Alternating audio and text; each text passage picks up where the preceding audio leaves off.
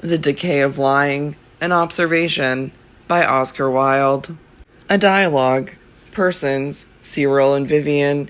Scene, the library of a country house in Nottinghamshire. Cyril, coming in through the open window from the terrace. My dear Vivian, don't coop yourself up all day in the library. It is a perfectly lovely afternoon. The air is exquisite. There is a mist upon the woods, like the purple bloom upon a plum.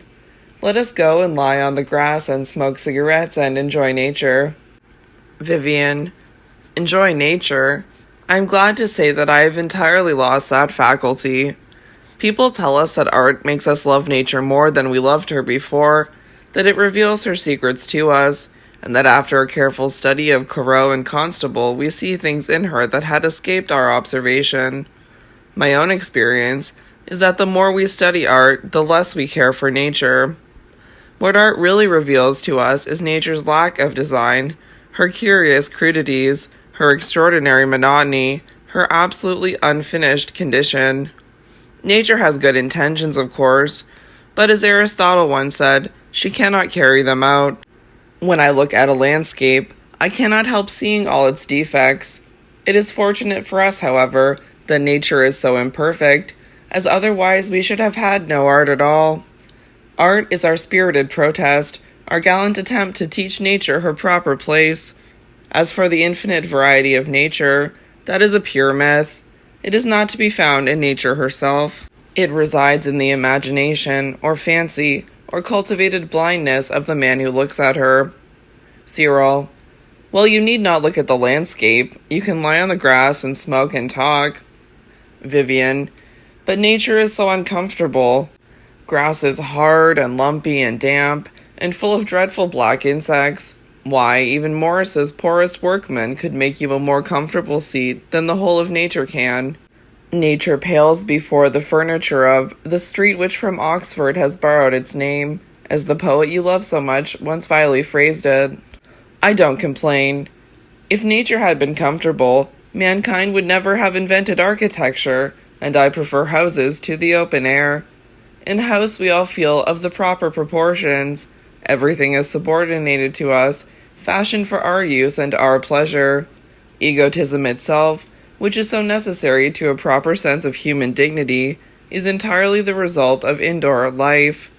Out of doors one becomes abstract and impersonal. One's individuality absolutely leaves one. And then nature is so indifferent, so unappreciative. Whenever I am walking in the park here, I always feel that I am no more to her than the cattle that browse on the slope, or the burdock that blooms in the ditch. Nothing is more evident than that nature hates mind. Thinking is the most unhealthy thing in the world, and people die of it just as they die of any other disease. Fortunately, in England at any rate, thought is not catching.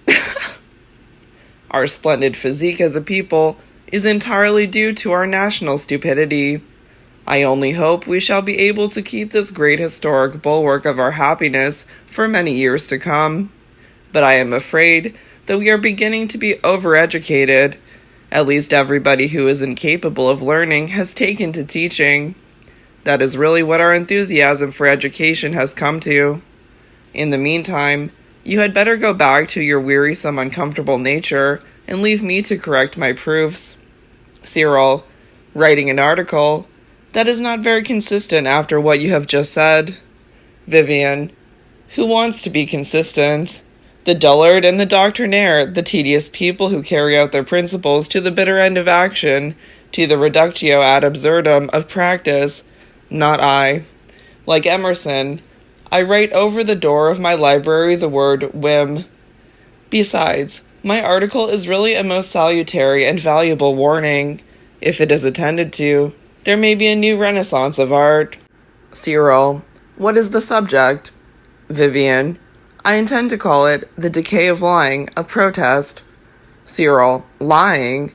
I should have thought that our politicians kept up that habit. Vivian, I assure you that they do not. They never rise beyond the level of misrepresentation, and actually condescend to prove, to discuss, to argue. How different from the temper of the true liar, with his frank, fearless statements, his superb irresponsibility, his healthy, natural disdain of proof of any kind. After all, what is a fine lie? Simply that which is its own evidence. If a man is sufficiently unimaginative to produce evidence in support of a lie, he might just as well speak the truth at once. No, the politicians won't do. Something may, perhaps, be urged on behalf of the bar. The mantle of the sophist has fallen on its members. Their feigned ardors and unreal rhetoric are delightful. They can make the worse appear the better cause, as though they were fresh from Leontine schools, and have been known to wrest from reluctant juries triumphant verdicts of acquittal for their clients, even when those clients, as often happens, were clearly and unmistakably innocent. But they are briefed by the prosaic, and are not ashamed to appeal to precedent. In spite of their endeavors, the truth will out. Newspapers, even, have degenerated. They may now be absolutely relied upon. One feels it as one wades through their columns. It is always the unreadable that occurs. I am afraid that there is not much to be said in favor of either the lawyer or the journalist. Besides, what I am pleading for is lying in art. Shall I read you what I have written? It might do you a great deal of good. Cyril: certainly, if you give me a cigarette. Thanks. By the way, what magazine do you intend it for? Vivian: for the retrospective review. I think I told you that the Elect had revived it. Cyril: what do you mean by the Elect? Vivian: oh, the tired hedonists, of course. It is a club to which I belong. We are supposed to wear faded roses in our buttonholes when we meet, and to have a sort of cult for Domitian. I am afraid you are not eligible. You are too fond of simple pleasures. Cyril: I should be blackballed on the ground of animal spirits, I suppose. Vivian: probably. Besides, you are a little too old. We don't admit anybody who is of the usual age. Cyril: well, I should fancy you are all a good deal bored with each other. Vivian: we are. That is one of the objects of the club. Now, if you promise not to interrupt too often, I will read you my article. Cyril: you will find me all attention. Vivian, reading in a very clear, musical voice. The Decay of Lying, a Protest. One of the chief causes that can be assigned for the curiously commonplace character of most of the literature of our age is undoubtedly the decay of lying as an art, a science, and a social pleasure. The ancient historians gave us delightful fiction in the form of fact. The modern novelist presents us with dull facts under the guise of fiction. The Blue Book is rapidly becoming his ideal both for method and manner. He has his tedious document humain, his miserable little coin de la création, into which he peers with his microscope. He is to be found at the Librairie Nationale or at the British Museum, shamelessly reading up his subject. He has not even the courage of other people's ideas, but insists on going directly to life for everything, and ultimately, between encyclopedias and personal experience, he comes to the ground, having drawn his types from the family circle or from the weekly washerwoman, and having acquired an amount of useful information from which never, even in his most meditative moments, can he thoroughly free himself. The loss that results to literature in general from this false ideal of our time can hardly be overestimated. People have a careless way of talking about a born liar, just as they talk about a born poet. But in both cases they are wrong. Lying and poetry are arts, as Plato saw, not unconnected with each other, and they require the most careful study, the most disinterested devotion. Indeed, they have their technique, just as the more material arts of painting and sculpture have, their subtle secrets of form and color, their craft mysteries, their deliberate artistic methods. As one knows the poet by his fine music, so one can recognize the liar by his rich rhythmic utterance, and in neither case will the casual inspiration of the moment suffice. Here, as elsewhere, practice must precede perfection. But in modern days, while the fashion of writing poetry has become far too common, and should, if possible, be discouraged, the fashion of lying has almost fallen into disrepute. Many a young man starts in life with a natural gift for exaggeration which, if nurtured in congenial and sympathetic surroundings, or by the imitation of the best models, might grow into something really great and wonderful. But, as a rule, he comes to nothing. He either falls into careless habits of accuracy. Cyril, my dear fellow. Vivian, please don't interrupt in the middle of a sentence.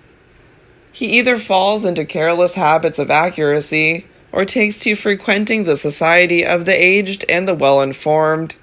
Both things are equally fatal to his imagination, as indeed they would be fatal to the imagination of anybody, and in a short time he develops a morbid and unhealthy faculty of truth-telling, begins to verify all statements made in his pretense, has no hesitation in contradicting people who are much younger than himself, and often ends by writing novels which are so lifelike that no one can possibly believe in their probability. This is no isolated instance that we are giving.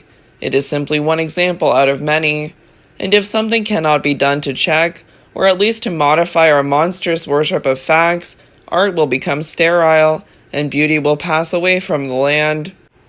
Even Mr. Robert Louis Stevenson, that delightful master of delicate and fanciful prose, is tainted with this modern vice, for we know positively no other name for it. There is such a thing as robbing a story of its reality by trying to make it too true, and The Black Arrow is so inartistic as not to contain a single anachronism to boast of, while The Transformation of Dr. Jekyll reads dangerously like an experiment out of the Lancet. As for Mr. Rider Haggard, who really has, or had once, the makings of a perfectly magnificent liar, he is now so afraid of being suspected of genius that when he does tell us anything marvelous, he feels bound to invent a personal reminiscence, and to put it into a footnote as a kind of cowardly corroboration. Nor are our other novelists much better. Mr. Henry James writes fiction as if it were a painful duty, and weighs upon mean motives and imperceptible points of view his neat literary style, his felicitous phrases, his swift and caustic satire. Mr. Hall Caine, it is true, aims at the grandiose, but then he writes at the top of his voice. He is so loud that one cannot hear what he says. Mr. James Payn is an adept at the art of concealing what is not worth finding. He hunts down the obvious with the enthusiasm of a short-sighted detective. As one turns over the pages, the suspense of the author becomes almost unbearable. The horses of Mr. William Black's Phaeton do not soar towards the sun. They merely frighten the sky at evening into violent chromolithographic effects. On seeing them approach, the peasants take refuge in dialect. Mrs. Oliphant prattles pleasantly about curates, lawn tennis parties, domesticity, and other wearisome things. Mr. Marion Crawford has immolated himself upon the altar of local color. He is like the lady in the French comedy who keeps talking about le beau ciel d'Italie. Besides, he has fallen into the bad habit of uttering moral platitudes. He is always telling us that to be good is to be good, and that to be bad is to be wicked. At times he is almost edifying. Robert Elsmere is of course a masterpiece of the genre ennuyeux, the one form of literature that the English people seems thoroughly to enjoy. A thoughtful young friend of ours once told us that it reminded him of the sort of conversation that goes on at a meat tea in the house of a serious nonconformist family, and we can quite believe it. Indeed, it is only in England that such a book could be produced. England is the home of lost ideas. And as for that great and daily increasing school of novelists for whom the sun always rises in the East End, the only thing that can be said about them is that they find life crude and leave it raw. In France, though nothing so deliberately tedious as Robert Elsmere has been produced, things are not much better. Monsieur Guy de Maupassant, with his keen mordant irony and his hard vivid style, strips life of the few poor rags that still cover her, and shows us foul sore and festering wound. He writes lurid little tragedies in which everybody is ridiculous, bitter comedies at which one cannot laugh for very tears. Monsieur Zola, true to the lofty principle that he lays down in one of his pronunciamentos on literature, L'homme de génie n'a jamais d'esprit is determined to show that, if he has not got genius, he can at least be dull, and how well he succeeds. He is not without power. Indeed, at times, as in Germinal, there is something almost epic in his work. But his work is entirely wrong from beginning to end, and wrong not on the grounds of morals, but on the ground of art. From any ethical standpoint, it is just what it should be. The author is perfectly truthful and describes things exactly as they happen. What more can any moralist desire? We have no sympathy at all with the moral indignation of our time against Monsieur Zola. It is simply the indignation of Tartuffe on being exposed. But from the standpoint of art, what can be said in favor of the author of L'Assommoir, Nana, and Pot Boulet? Nothing. Mr. Ruskin once described the characters in George Eliot's novels as being like the sweepings of a Pentonville omnibus, but Monsieur Zola's characters are much worse. They have their dreary vices and their drearier virtues. The record of their lives is absolutely without interest. Who cares what happens to them? In literature, we require distinction, charm, beauty, and imaginative power. We don't want to be harrowed and disgusted with an account of the doings of the lower orders. Monsieur Daudet is better. He has wit, a light touch, and an amusing style. But he has lately committed literary suicide. Nobody can possibly care for Delabole with his Il fait lutter pour l'art, or for Valgemour with his eternal refrain about the nightingale, or for the poet in Jack with his Mal Cruel, now that we have learned from 20 ans de ma vie littéraire that these characters were taken directly from life.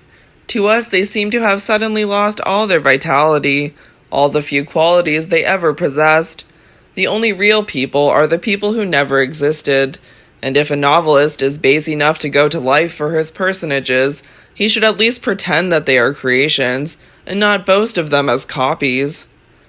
The justification of a character in a novel is not that other persons are what they are, but that the author is what he is. Otherwise the novel is not a work of art. As for Monsieur Paul Bourget, the master of the roman psychologique, he commits the error of imagining that the men and women of modern life are capable of being infinitely analyzed for an innumerable series of chapters. In point of fact, what is interesting about people in good society, and Monsieur Bourget rarely moves out of the Faubourg Saint-Germain except to come to London, is the mask that each one of them wears, not the reality that lies behind the mask. It is a humiliating confession, but we are all of us made out of the same stuff. In Falstaff there is something of Hamlet. In Hamlet there is not a little of Falstaff. The fat knight has his moods of melancholy, and the young prince has moments of coarse humor.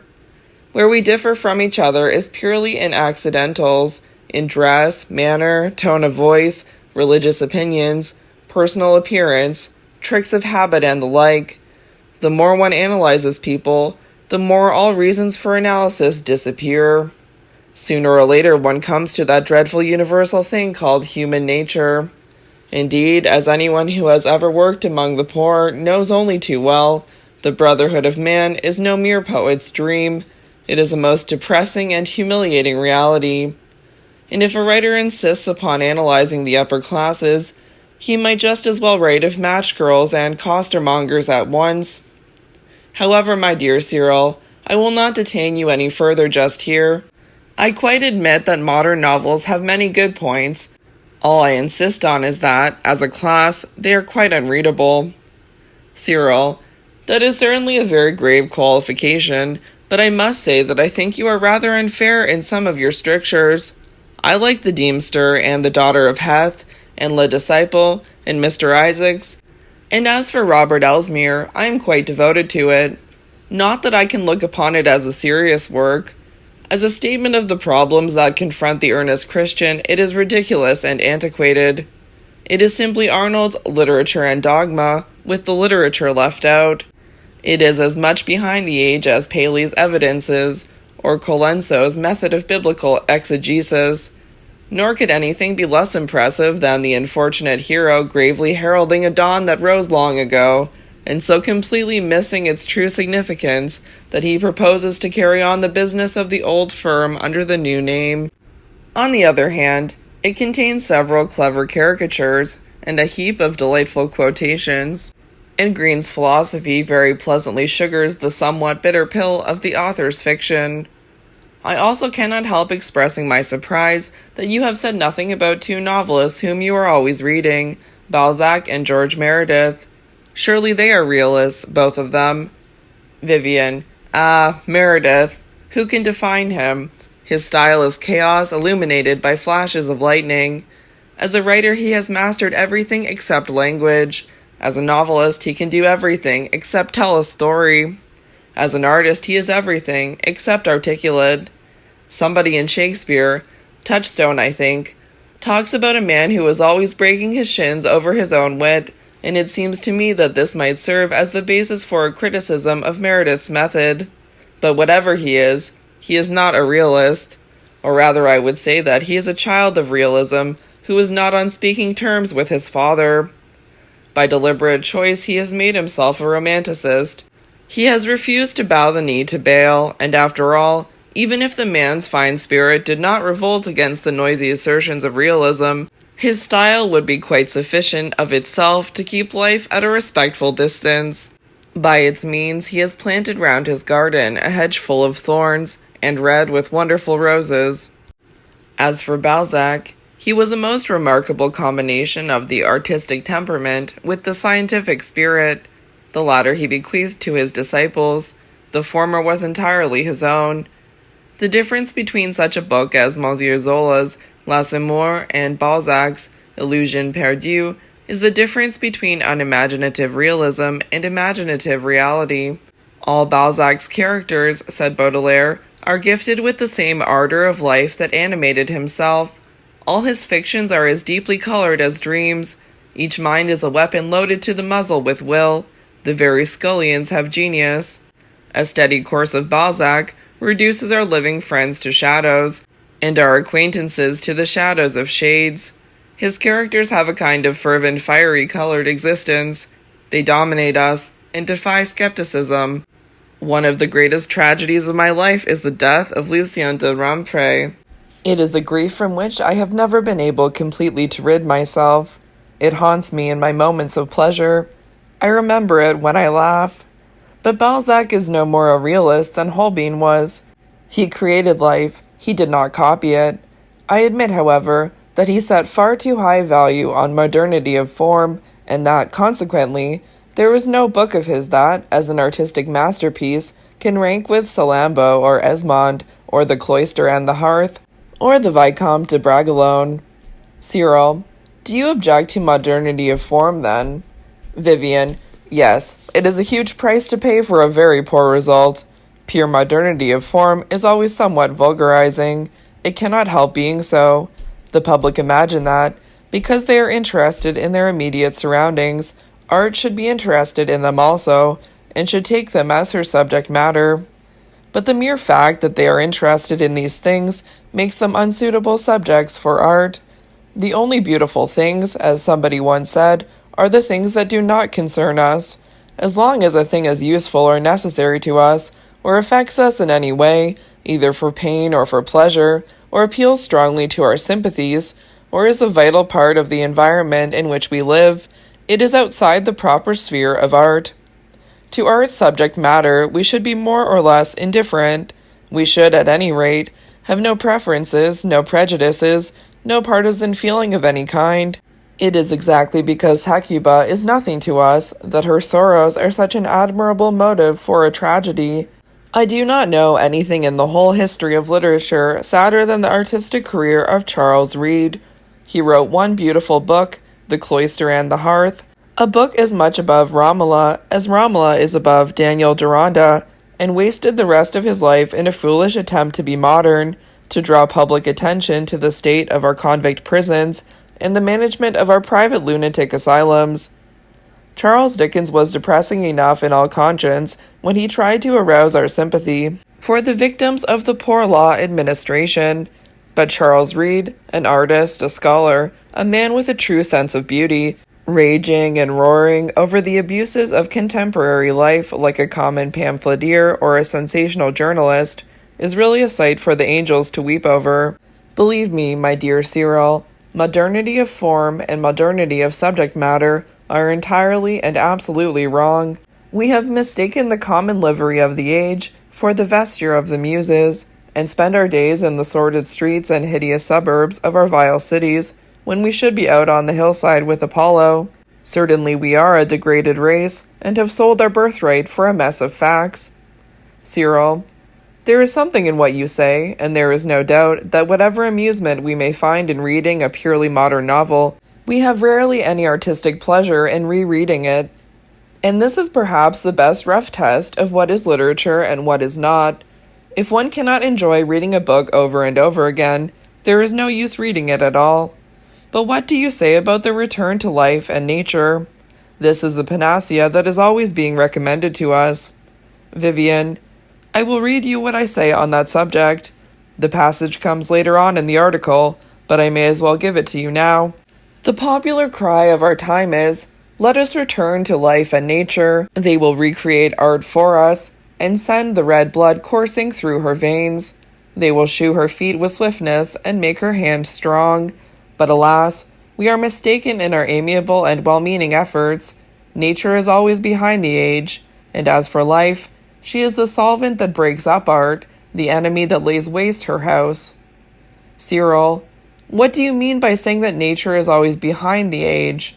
Vivian, well, perhaps that is rather cryptic. What I mean is this.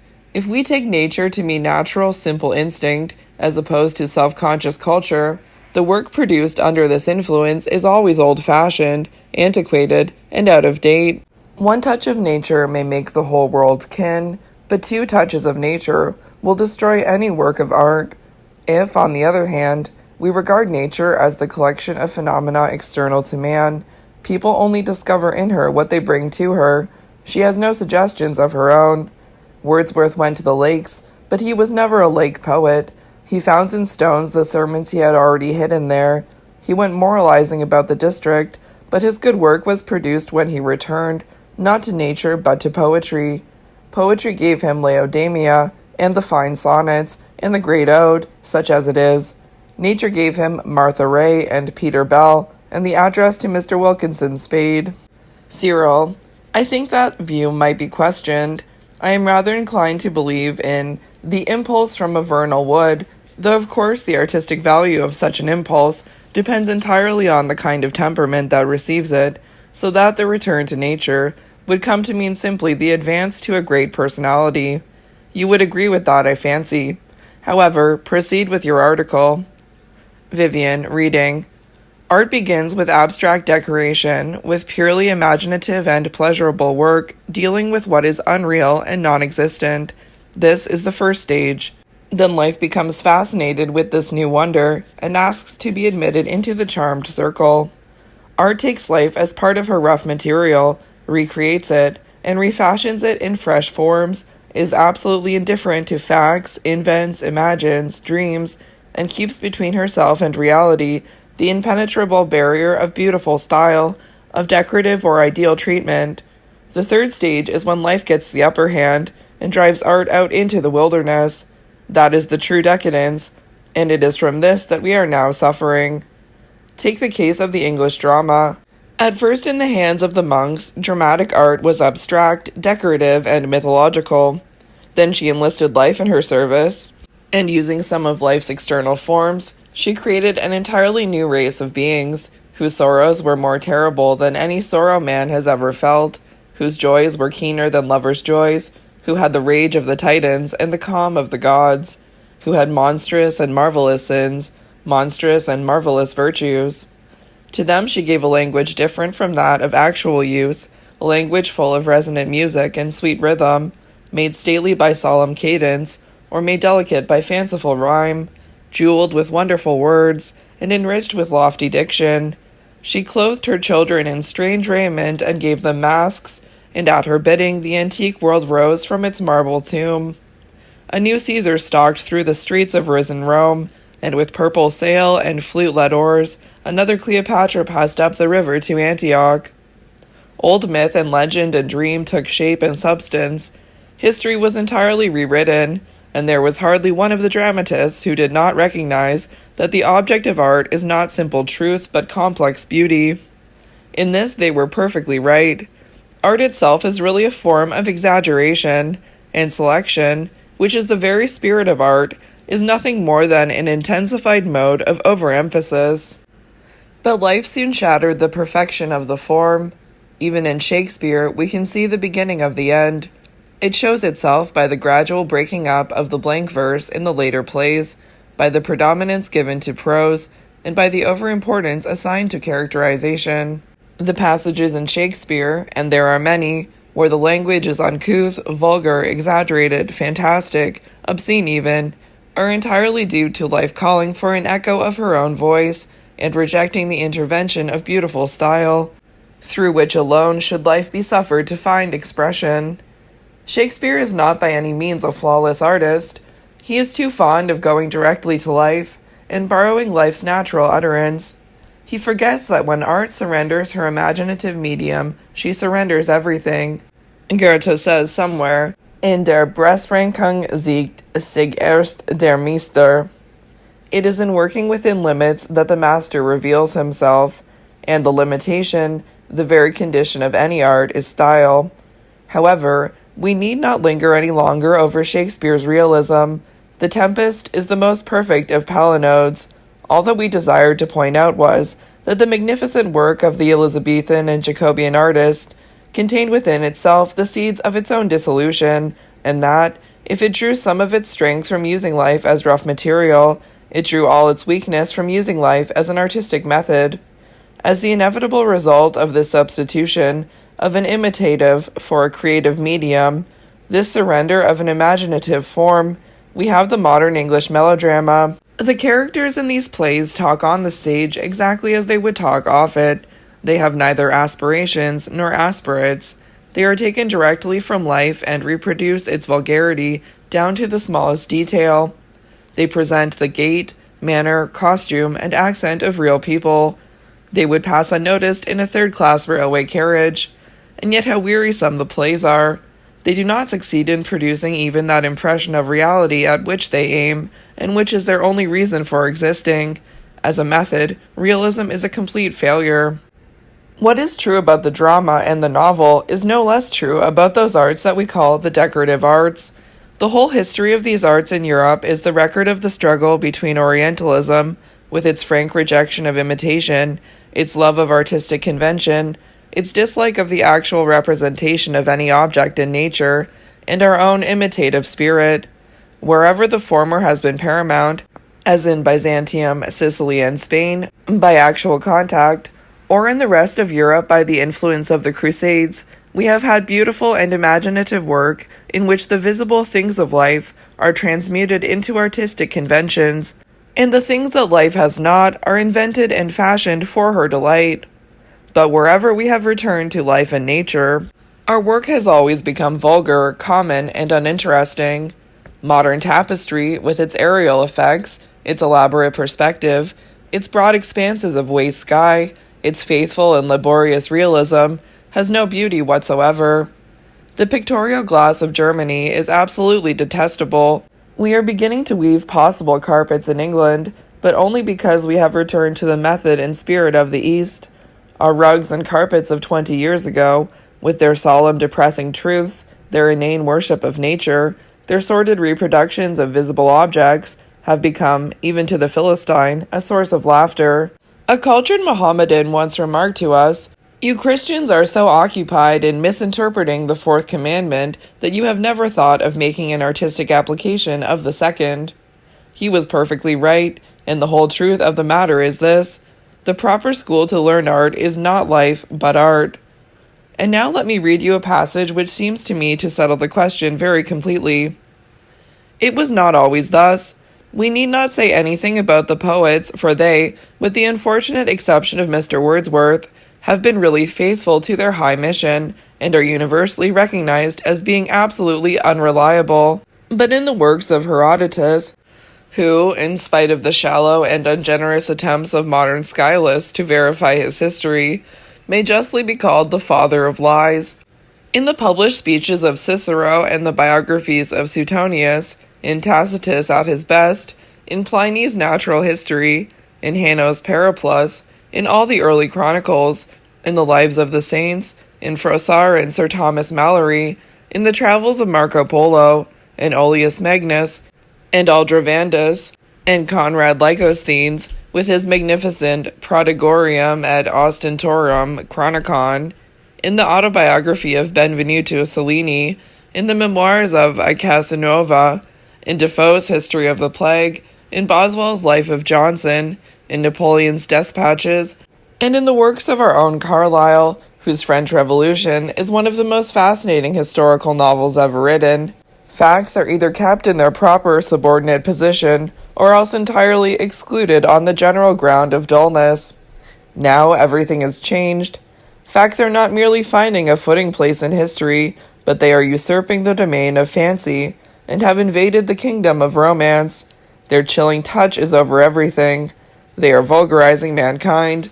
The crude commercialism of America, its materializing spirit, its indifference to the poetical side of things, and its lack of imagination and of high unattainable ideals, is entirely due to that country having adopted for its natural hero a man who, according to his own confession, was incapable of telling a lie, and it is not too much to say that the story of George Washington and the cherry tree has done more harm, and in a shorter space of time, than any other moral tale in the whole of literature.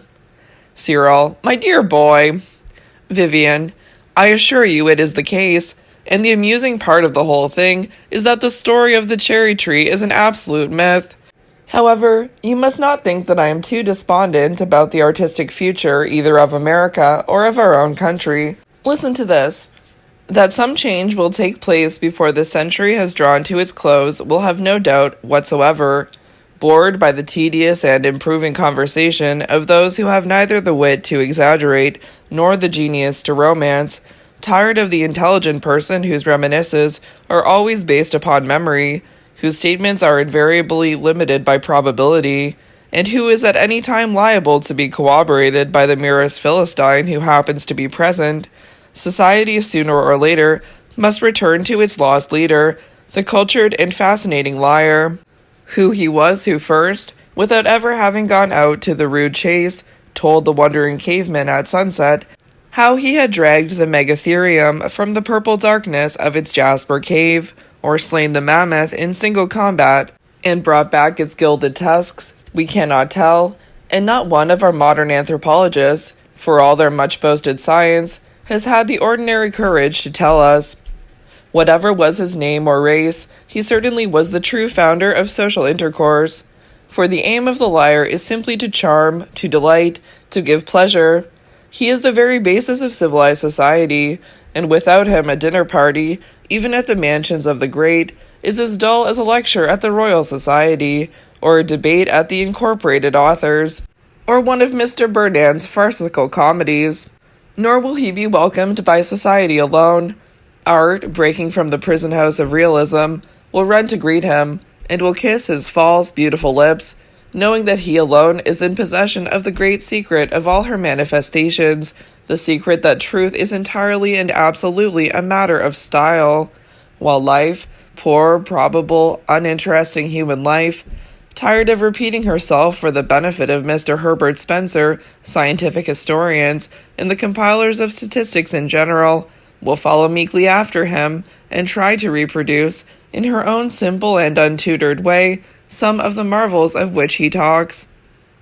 No doubt there will always be critics who, like a certain writer in the Saturday Review, will gravely censure the teller of fairy tales for his defective knowledge of natural history, who will measure imaginative work by their own lack of any imaginative faculty, and will hold up their ink-stained hands in horror if some honest gentleman, who has never been farther than the yew trees of his own garden, pens a fascinating book of travels like Sir John Mandeville, or, like Great Rayleigh, writes a whole history of the world without knowing anything whatsoever about the past.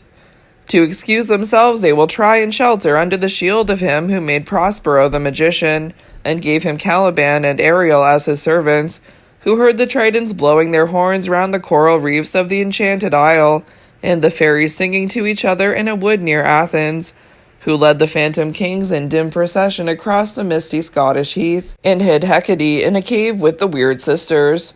They will call upon Shakespeare, they always do, and will quote that hackneyed passage, forgetting that this unfortunate aphorism about art holding the mirror up to nature is deliberately said by Hamlet in order to convince the bystanders of his absolute insanity in all art matters.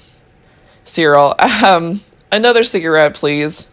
Vivian, my dear fellow, whatever you may say, it is merely a dramatic utterance, and no more represents Shakespeare's real views upon art than the speeches of Iago represent his real views upon morals. But let me get to the end of the passage.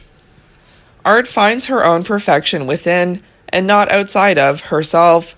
She is not to be judged by any external standard of resemblance. She is a veil, rather than a mirror. She has flowers that no forests know of, birds that no woodland possesses. She makes and unmakes many worlds, and can draw the moon from heaven with a scarlet thread. Hers are the forms more real than living man, and hers the great archetypes of which things that have existence are but unfinished copies. Nature has, in her eyes, no laws, no uniformity. She can work miracles at her will, and when she calls monsters from the deep, they come. She can bid the almond tree blossom in winter, and send the snow upon the ripe cornfield. At her word, the frost lays its silver finger on the burning mouth of June, and the winged lions creep out from the hollows of the Lydian hills. The dryads peer from the thicket as she passes by, and the brown fawn smiles strangely at her when she comes near them. She has hawk-faced gods that worship her, and the centaurs gallop at her side. Cyril, I like that. I can see it. Is that the end? Vivian, no, there is one more passage, but it is purely practical. It simply suggests that some methods by which we could revive this lost art of lying. Cyril, well, before you read it to me, I should like to ask you a question. What do you mean by saying that life, poor, probable, uninteresting human life, will try to reproduce the marvels of art? I can quite understand your objection to art being treated as a mirror. You think it would reduce genius to the position of a cracked looking-glass, but you don't mean to say that you seriously believe that life imitates art, that life in fact is the mirror, and art the reality. Vivian, certainly I do. Paradox though it may seem, and paradoxes are always dangerous things, it is nonetheless true that life imitates art far more than art imitates life. We have all seen in our own day in England how a certain curious and fascinating type of beauty, invented and emphasized by two imaginative painters, has so influenced life that whenever one goes to a private view or to an artistic salon, one sees here the mystic eyes of Rossetti's dream, the long ivory throat, the strange square-cut jaw, the loosened shadowy hair that he so ardently loved, there the sweet maidenhood of the golden stare, and blossom-like mouth and weary loveliness of the Lais Amoris, the passion-pale face of Andromeda, the thin hands and lithe beauty of the Vivian in Merlin's dream. And it has always been so. A great artist invents a type, and life tries to copy it, to reproduce it in a popular form, like an enterprising publisher. Neither Holbein nor Van Dyck found in England what they have given us. They brought their types with them, and life with her keen imitative faculty set herself to supply the master with models. The Greeks, with their quick artistic instinct, understood this, and set in the bride's chamber the statue of Hermes or of Apollo, that she might bear children as lovely as the works of art that she looked at in her rapture or her pain. They knew that life gains from art not merely spirituality, depth of thought and feeling, soul turmoil or soul peace, but that she can form herself on the very lines and colors of art, and can reproduce the dignity of Phidias as well as the grace of Praxiteles. Hence came their objection to realism. They disliked it on purely social grounds. They felt that it inevitably makes people ugly, and they were perfectly right. We try to improve the conditions of the race by means of good air, free sunlight, wholesome water, and hideous bare buildings, for the better housing of the lower orders. But these things merely produce health, they do not produce beauty. For this, art is required, and the true disciples of the great artist are not his studio imitators, but those who become like his works of art, be they plastic as in Greek days, or pictorial as in modern times. In a word, life is art's best, art's only pupil. As it is with the visible arts, so it is with literature. The most obvious and the vulgarest form in which this is shown is in the case of the silly boys who, after reading the adventures of Jack Sheppard or Dick Turpin, pillage the stalls of unfortunate apple women, break into sweet shops at night, and alarm old gentlemen who are returning home from the city by leaping out on them in suburban lanes with black masks and unloaded revolvers. This interesting phenomenon, which always occurs after the appearance of a new edition of either the books I have alluded to, is usually attributed to the influence of literature on the imagination. But this is a mistake. The imagination is essentially creative and always seeks for a new form. The boy burglar is simply the inevitable result of life's imitative instinct. He is fact, occupied as fact usually is, with trying to reproduce fiction, and what we see in him is repeated on an extended scale throughout the whole of life. Schopenhauer has analyzed the pessimism that characterizes modern thought, but Hamlet invented it. The world has become sad because a puppet was once melancholy. The nihilist, that strange martyr who has no faith, who goes to the stake without enthusiasm and dies for what he does not believe in, is a purely literary product. He was invented by Turgenev and completed by Dostoevsky. Robespierre came out of the pages of Rousseau as surely as the People's Palace rose out of the debris of a novel. Literature always anticipates life. It does not copy it, but molds it to its purpose. The 19th century, as we know it, is largely an invention of Balzac. Our Lucien de Rubempre, our Rastignac, and de Marsay made their first appearance on the stage of the Comédie Humaine. We are merely carrying out, with footnotes and unnecessary additions, the whim or fancy or creative vision of a great novelist. I once asked a lady, who knew Thackeray intimately, whether he had had any model for Becky Sharp. She told me that Becky was an invention, but that the idea of the character had been partly suggested by a governess who lived in the neighborhood of Kensington Square and was the companion of a very selfish and rich old woman. I inquired what became of the governess, and she replied that, oddly enough, some years after the appearance of Vanity Fair, she ran away with the nephew of the lady with whom she was living, and for a short time made a great splash in society, quite in Mrs. Rawdon Crawley's style, and entirely by Mr. Rawdon Crawley's methods. Ultimately she came to grief, disappeared to the continent, and used to be occasionally seen at Monte Carlo and other gambling places. The noble gentleman from whom the same great sentimentalist drew Colonel Newcome died a few months after the Newcomes had reached a fourth edition, with the word "adsum" on his lips. Shortly after Mr. Stevenson published his curious psychological story of transformation, a friend of mine, called Mr. Hyde, was in the north of London, and being anxious to get to a railway station, took what he thought would be a shortcut, lost his way, and found himself in a network of mean, evil-looking streets. Feeling rather nervous, he began to walk extremely fast, when suddenly out of an archway ran a child right between his legs. It fell on the pavement, he tripped over it, and trampled upon it. Being of course very much frightened and a little hurt, it began to scream, and in a few seconds the whole street was full of rough people who came pouring out of the houses like ants. They surrounded him, and asked him his name. He was just about to give it, when he suddenly remembered the opening incident in Mr. Stevenson's story.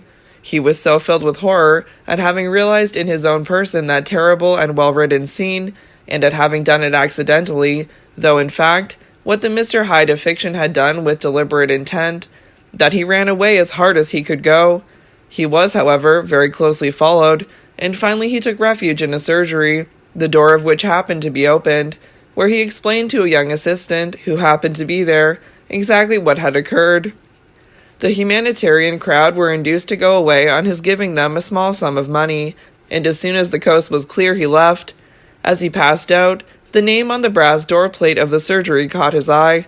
It was Jekyll. At least it should have been. Here the imitation, as far as it went, was of course accidental. In the following case the imitation was self-conscious. In the year 1879, just after I had left Oxford, I met at a reception at the house of one of the foreign ministers, a woman of very curious exotic beauty. We became great friends and were constantly together. And yet what interested me most in her was not her beauty, but her character, her entire vagueness of character. She seemed to have no personality at all, but simply the possibility of many types. Sometimes she would give herself up entirely to art, turn her drawing room into a studio, and spend 2 or 3 days a week at picture galleries or museums. Then she would take to attending race meetings, wear the most horsey clothes, and talk about nothing but betting. She abandoned religion for mesmerism, mesmerism for politics, and politics for the melodramatic excitements of philanthropy. In fact, she was a kind of Proteus, and as much a failure in all her transformations as was that wondrous sea god when Odysseus laid hold of him. One day a serial began in one of the French magazines. At that time I used to read serial stories, and I will remember the shock of surprise I felt when I came to the description of the heroine. She was so like my friend that I brought her the magazine, and she recognized herself in it immediately, and seemed fascinated by the resemblance. I should tell you, by the way, that the story was translated from some dead Russian writer, so that the author had not taken his type from my friend. Well, to put the matter briefly, some months afterwards I was in Venice, and finding the magazine in the reading room of the hotel, I took it up casually to see what had become of the heroine. It was a most piteous tale, as the girl had ended by running away with a man absolutely inferior to her, not merely in social station, but in character and intellect also. I wrote to my friend that evening about my views of John Bellini and the admirable ices at Florio's and the artistic value of gondolas, but added a postscript to the effect that her double in the story had behaved in a very silly manner. I don't know why I added that, but I remember I had a sort of dread over me that she might do the same thing. Before my letter had reached her, she had run away with a man who deserted her in 6 months. I saw her in 1884 in Paris, where she was living with her mother, and I asked her whether the story had had anything to do with her action. She told me that she had felt an absolutely irresistible impulse to follow the heroine step by step in her strange and fatal progress, and that it was with a feeling of real terror that she had looked forward to the last few chapters of the story. When they appeared, it seemed to her that she was compelled to reproduce them in life, and she did so. It was a most clear example of this imitative instinct of which I was speaking, and an extremely tragic one. However, I do not wish to dwell any further upon individual instances. Personal experience is a most vicious and limited circle. All that I desire to point out is the general principle that life imitates art far more than art imitates life, and I feel sure that if you think seriously about it, you will find that it is true. Life holds the mirror up to art, and either reproduces some strange type imagined by painter or sculptor, or realizes in fact what has been dreamed in fiction. Scientifically speaking, the basis of life, the energy of life as Aristotle would call it, is simply the desire for expression, and art is always presenting various forms through which this expression can be attained. Life seizes on them and uses them, even if they be to her own hurt. Young men have committed suicide because Rolla did so, have died by their own hand because by his own hand Werther died. Think of what we owe to the imitation of Christ, of what we owe to the imitation of Caesar. Cyril. The theory is certainly a very curious one, but to make it complete you must show that nature, no less than life, is an imitation of art. Are you prepared to prove that? Vivian. My dear fellow, I am prepared to prove anything. Cyril. Nature follows the landscape painter then, and takes her effects from him? Vivian. Certainly. Where, if not from the Impressionists, do we get those wonderful brown fogs that come creeping down our streets, blurring the gas lamps and changing the houses into monstrous shadows? To whom, if not to them and their master, do we owe the lovely silver mists that brood over our river, and turn to faint forms of fading grace curved bridges and swaying barge? The extraordinary change that has taken place in the climate of London during the last 10 years is entirely due to a particular school of art. You smile. Consider the matter from a scientific or a metaphysical point of view, and you will find that I am right. For what is nature? Nature is no great mother who has borne us. She is our creation. It is in our brain that she quickens to life. Things are because we see them, and what we see and how we see it depends on the arts that have influenced us. To look at a thing is very different from seeing a thing. One does not see anything until one sees its beauty. Then, and only then, does it come into existence. At present, people see fogs, not because there are fogs, but because poets and painters have taught them the mysterious loveliness of such effects. There may have been fogs for centuries in London. I dare say there were, but no one saw them, and so we do not know anything about them. They did not exist till art had invented them. Now, it must be admitted, fogs are carried to excess. They have become the mere mannerism of a clique, and the exaggerated realism of their method gives dull people bronchitis. Where the cultured catch an effect, the uncultured catch cold. And so, let us be humane, and invite art to turn her wonderful eyes elsewhere. She has done so already, indeed. That white quivering sunlight that one sees now in France, with its strange blotches of mauve and its restless violet shadows, is her latest fancy, and, on the whole, nature reproduces it quite admirably. Where she used to give us Corrots and Daubignys, she gives us now exquisite Monets and entrancing Pissarros. Indeed, there are moments, rare it is true, but still to be observed from time to time, when nature becomes absolutely modern. Of course, she is not always to be relied upon. The fact is that she is in this unfortunate position. Art creates an incomparable and unique effect and, having done so, passes on to other things. Nature, upon the other hand, forgetting that imitation can be made the sincerest form of insult, keeps on repeating this effect until we all become absolutely wearied of it. Nobody of any real culture, for instance, ever talks nowadays about the beauty of a sunset. Sunsets are quite old-fashioned. They belong to the time when Turner was the last note in art. To admire them is a distinct sign of provincialism of temperament. Upon the other hand, they go on.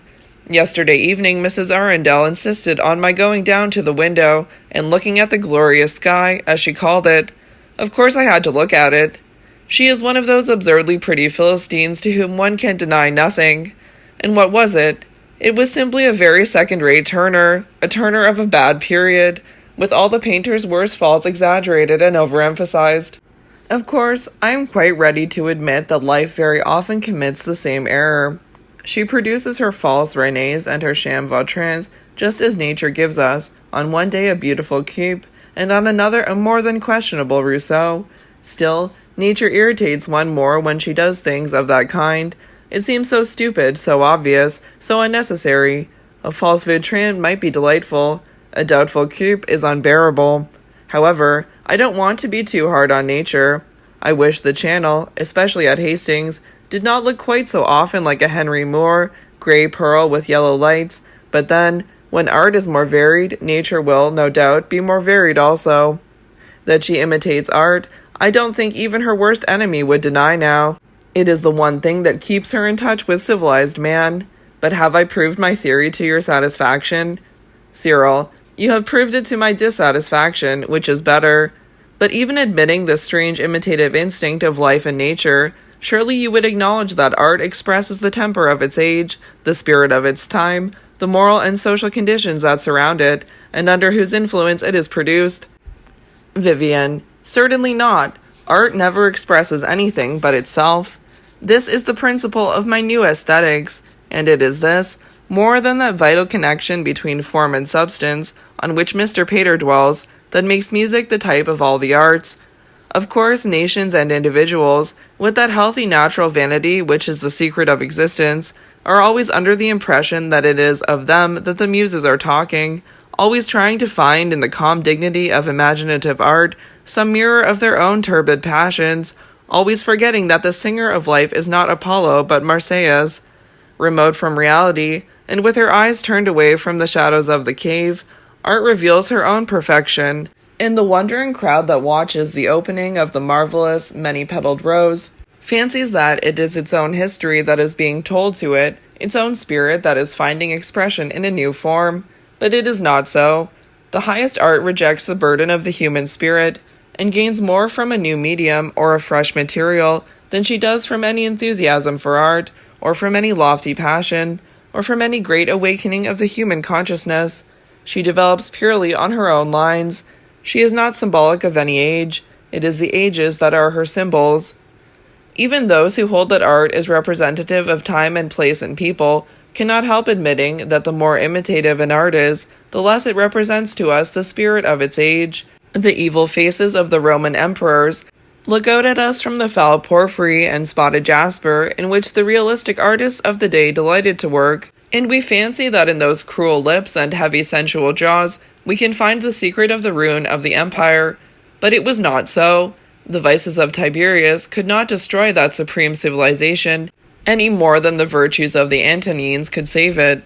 It fell for less interesting reasons. The Sibyls and prophets of the Sistine may indeed serve to interpret for some the new birth of the emancipated spirit that we call the Renaissance. But what do the drunken boors and brawling peasants of Dutch art tell us about the great soul of Holland? The more abstract, the more ideal an art is, the more it reveals to us the temper of its age. If we wish to understand a nation by means of its art, let us look at its architecture or its music. Cyril: I quite agree with you there. The spirit of an age may be best expressed in the abstract ideal arts, for the spirit itself is abstract and ideal. Upon the other hand, for the visible aspect of an age, for its look, as the phrase goes, we must of course go to the arts of imitation. Vivian: I don't think so. After all, what the imitative arts really give us are merely the various styles of particular artists or of certain schools of artists.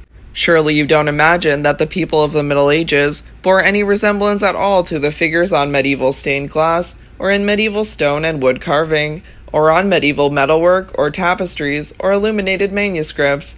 They were probably very ordinary-looking people, with nothing grotesque or remarkable or fantastic in their appearance.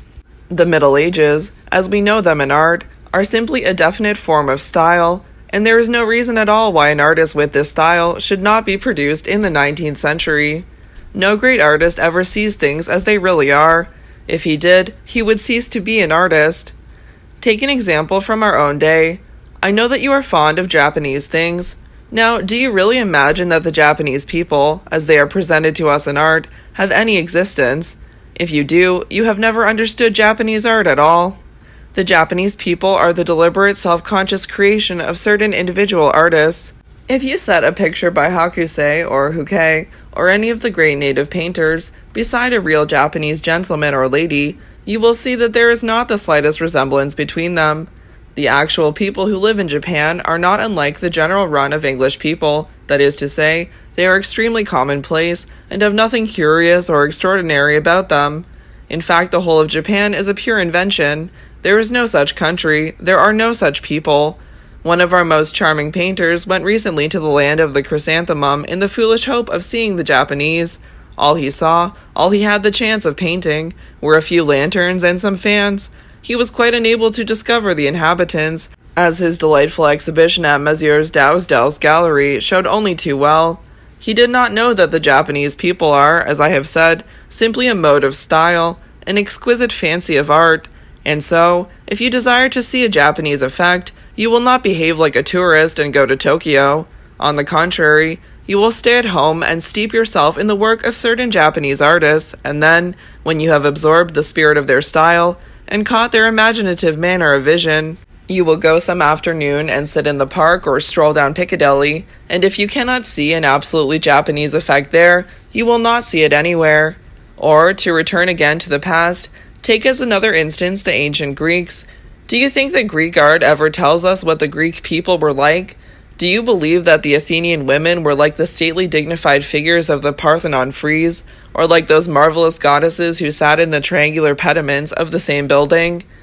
If you judge from the art, they certainly were so, but read an authority, like Aristophanes for instance, you will find that the Athenian ladies laced tightly, wore high-heeled shoes, dyed their hair yellow, painted and rouged their faces, and were exactly like any silly fashionable or fallen creature of our own day. The fact is that we look back on the ages entirely through the medium of art, and art, very fortunately, has never once told us the truth. Cyril: but modern portraits by English painters, what of them? Surely they are like the people they pretend to represent. Vivian: quite so. They are so like them that 100 years from now no one will believe in them. The only portraits in which one believes are portraits where there is very little of the sitter, and a very great deal of the artist.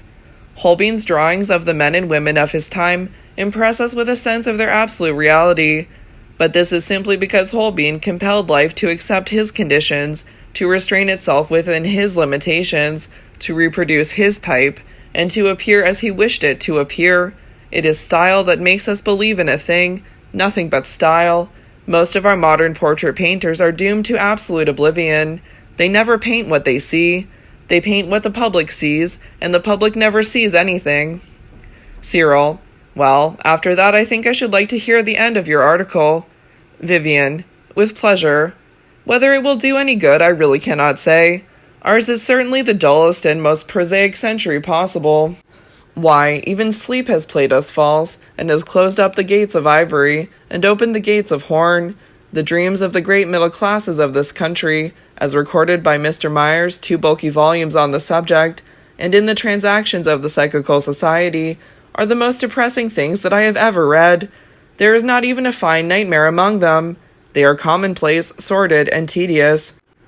As for the church, I cannot conceive anything better for the culture of a country than the presence in it of a body of men whose duty it is to believe in the supernatural, to perform daily miracles, and to keep alive that mythopoeic faculty which is so essential for the imagination.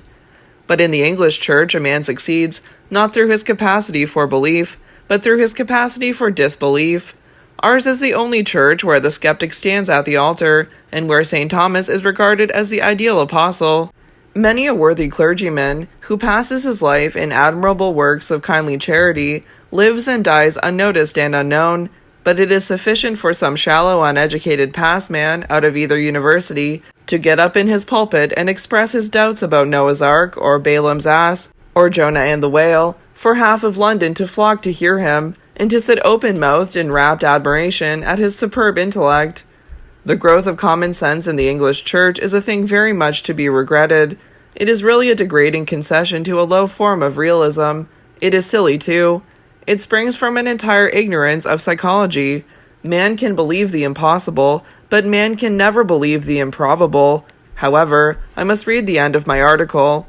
What we have to do, what at any rate it is our duty to do, is to revive this old art of lying.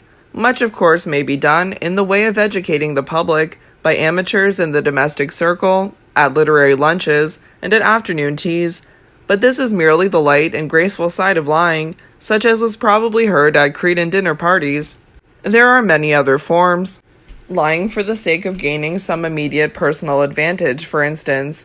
Lying with a moral purpose, as it is usually called, though of late it has been rather looked down upon, was extremely popular with the antique world. Athena laughs when Odysseus tells her his words of sly devising, as Mr. William Morris phrases it, and the glory of mendacity illumines the pale brow of the stainless hero of Euripidean tragedy, and sets among the noble women of the past the young bride of one of Horace's most exquisite odes. Later on, what at first had been merely a natural instinct was elevated into a self-conscious science. Elaborate rules were laid down for the guidance of mankind, and an important school of literature grew up round the subject. Indeed, when one remembers the excellent philosophical treatise of Sanchez on the whole question, one cannot help regretting that no one has ever thought of publishing a cheap and condensed edition of the works of that great casuist. A short primer, When to Lie and How, if brought out in an attractive and not too expensive a form, would no doubt command a large sale, and would prove of real practical service to many earnest and deep-thinking people. Lying for the sake of the improvement of the young, which is the basis of home education, still lingers amongst us, and its advantages are so admirably set forth in the early books of Plato's Republic that it is unnecessary to dwell upon them here. It is a mode of lying for which all good mothers have peculiar capabilities, but it is capable of still further development, and has been sadly overlooked by the school board. Lying for the sake of a monthly salary is of course well known in Fleet Street, and the profession of a political leader-writer is not without its advantages, but it is said to be a somewhat dull occupation, and it certainly does not lead to much beyond a kind of ostentatious obscurity. The only form of lying that is absolutely beyond reproach is lying for its own sake, and the highest development of this is, as we have already pointed out, lying in art. Just as those who do not love Plato more than truth cannot pass beyond the threshold of the academe, so those who do not love beauty more than truth never know the inmost shrine of art. The solid, stolid British intellect lies in the desert sands like the Sphinx in Flaubert's marvelous tale, and fantasy, La Chimère, dances round it and calls to it with her false, flute-toned voice. It may not hear her now, but surely someday, when we are all bored to death with the commonplace character of modern fiction, it will hearken to her and try to borrow her wings. And when that day dawns, or sunset reddens, how joyous we shall all be! Facts will be regarded as discreditable, truth will be found mourning over her fetters, and romance, with her temper of wonder, will return to the land. The very aspect of the world will change to our startled eyes. Out of the sea will rise Behemoth and Leviathan, and sail round the high-pooped galleys, as they do on the delightful maps of those ages when books on geography were actually readable. Dragons will wander about the waste places, and the phoenix will soar from her nest of fire into the air. We shall lay our hands upon the basilisk, and see the jewel in the toad's head.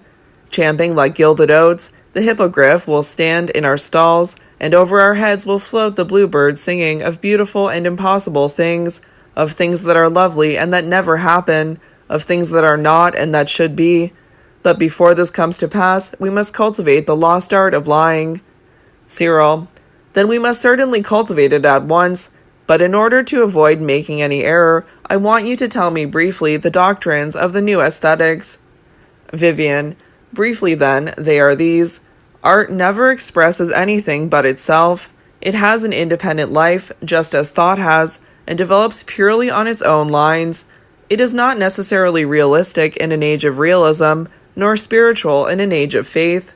So far from being the creation of its time, it is usually in direct opposition to it, and the only history that it preserves for us is the history of its own progress. Sometimes it returns upon its footsteps and revives some antique form, as happened in the archaistic movement of late Greek art and in the pre-Raphaelite movement of our own day. At other times it entirely anticipates its age and produces in one century work that it takes another century to understand, to appreciate, and to enjoy. In no case does it reproduce its age. To pass from the art of a time to the time itself is the great mistake that all historians commit. The second doctrine is this: all bad art comes from returning to life and nature and elevating them into ideals. Life and nature may sometimes be used as part of art's rough material, but before they are of any real service to art, they must be translated into artistic conventions. The moment art surrenders its imaginative medium, it surrenders everything. As a method, realism is a complete failure, and the two things that every artist should avoid are modernity of form and modernity of subject matter. To us, who live in the 19th century, any century is a suitable subject for art except our own. The only beautiful things are the things that do not concern us. It is, to have the pleasure of quoting myself, exactly because Hecuba is nothing to us that her sorrows are so suitable a motive for a tragedy. Besides, it is only the modern that ever becomes old-fashioned. Monsieur Zola sits down to give us a picture of the Second Empire. Who cares for the Second Empire now? It is out of date. Life goes faster than realism, but romanticism is always in front of life. The third doctrine is that life imitates art far more than art imitates life. This results not merely from life's imitative instinct, but from the fact that the self-conscious aim of life is to find expression, and that art offers it certain beautiful forms through which it may realize that energy. It is a theory that has never been put forward before, but it is extremely fruitful, and throws an entirely new light upon the history of art. It follows, as a corollary from this, that external nature also imitates art. The only effects that she can show us are effects that we have already seen through poetry or in paintings. This is the secret of nature's charm, as well as the explanation of nature's weakness. The final revelation is that lying, the telling of beautiful, untrue things, is the proper aim of art. But of this I think I have spoken at sufficient length.